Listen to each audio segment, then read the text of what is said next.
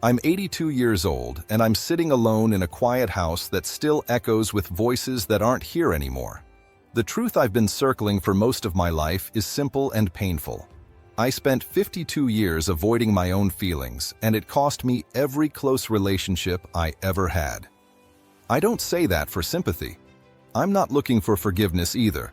Most of the people I hurt are gone or too far away now for apologies to mean much. I'm saying it because there's very little time left for me, and carrying this truth silently feels heavier than speaking it out loud. At this age, time doesn't stretch anymore. It narrows. Days feel shorter, but memories feel longer. I wake up most mornings before the sun, not because I need to, but because my mind does it for me.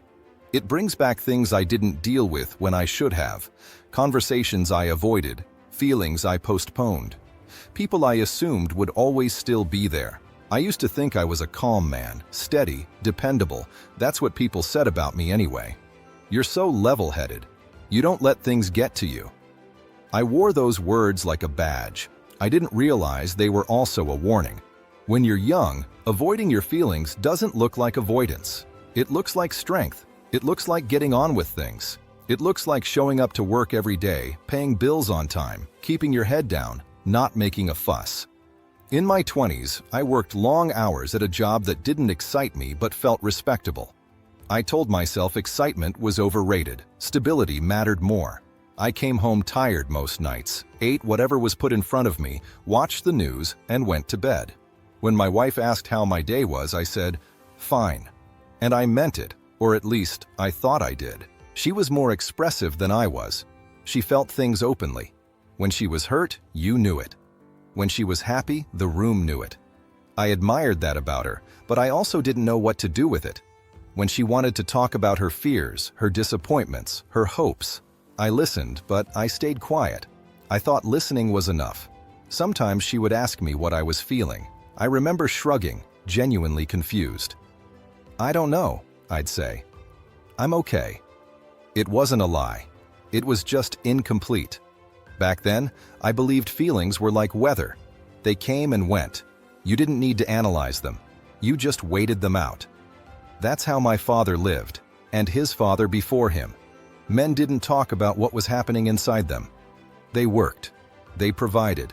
They stayed composed. I thought I was doing everything right. In my 30s, life got busier. Children came along. Responsibilities multiplied. There was always something practical to focus on. Someone needed money. Someone needed a ride. Something needed fixing. I became very good at being useful, but usefulness became a hiding place.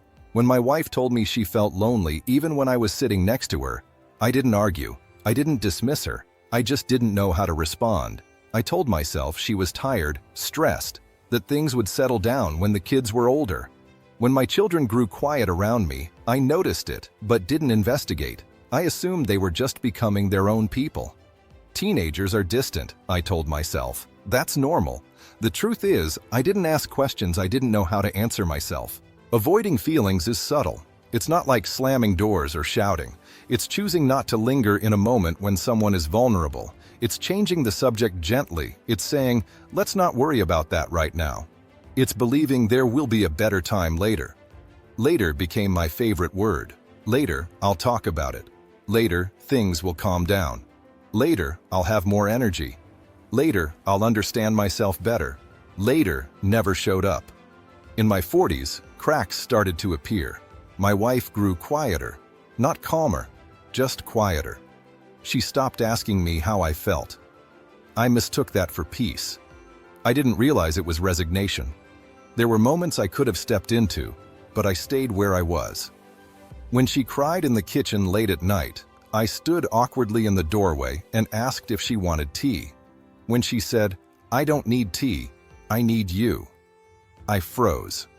Not because I didn't care, but because I didn't know how to be what she was asking for. So I stayed silent. Silence felt safer than saying the wrong thing.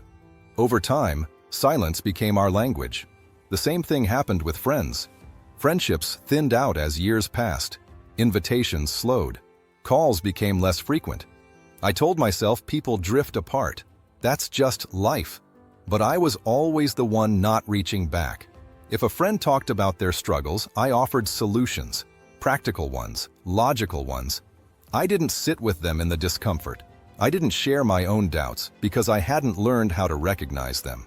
I thought intimacy was about time spent, not emotional risk. The cost didn't arrive all at once. It came in small, almost invisible installments. A missed birthday dinner because I stayed late at work.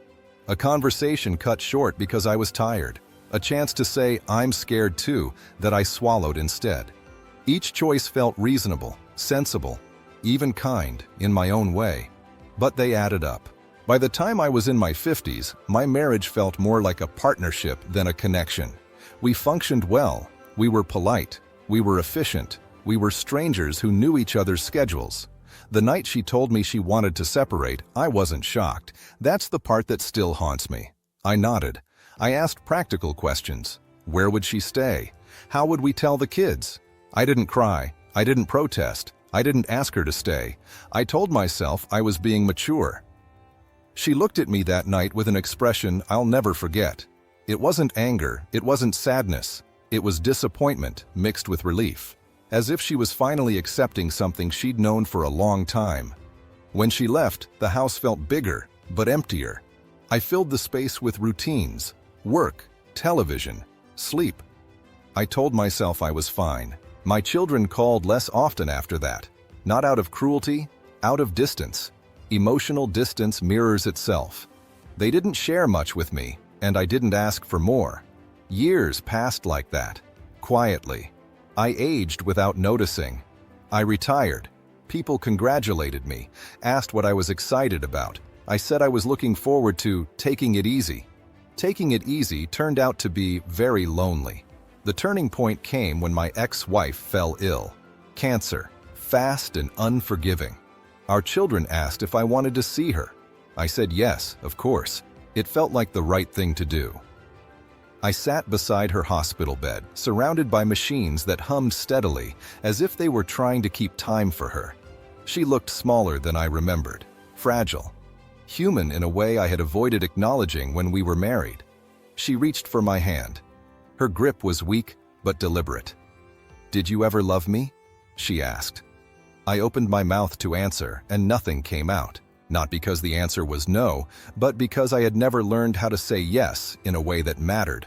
I nodded. Tears came then, finally, but they felt clumsy and late. She smiled gently, like someone who had already made peace with the past. "I wish you had told me," she said, not accusing, just tired. She died 2 days later. There are moments that divide your life into before and after. That was mine. Everything I had avoided rushed in all at once. Grief, guilt, anger at myself. Regret so heavy it felt physical. I realized then that feelings don't disappear when you ignore them. They wait, and when they return, they don't come alone. What can't be fixed is the hardest part to accept.